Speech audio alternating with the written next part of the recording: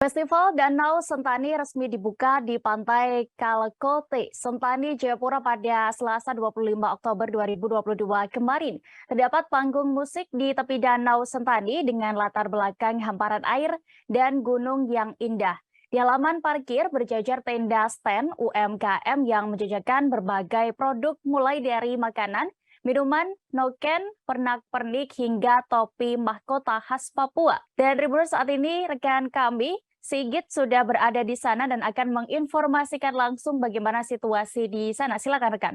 Baik dia dan juga Tribuners, benar saat ini saya sedang berada di Pantai Kalkote yang berada di Sentani, Jayapura. Saat ini sedang digelar acara Festival Danau Sentani yang dimulai dari kemarin hingga nanti tanggal 30 Oktober 2022.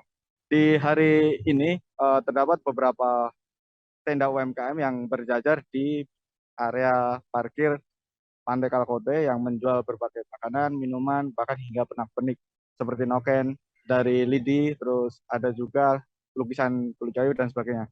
Nah, mulai pukul 17.30 tadi atau setengah 6 petang terdapat penampilan dari tari-tarian adat dari masyarakat adat di sekitar Danau Sentani dan sekitarnya yang mengisi acara di panggung Festival Danau Sentani di Pantai Kalkote.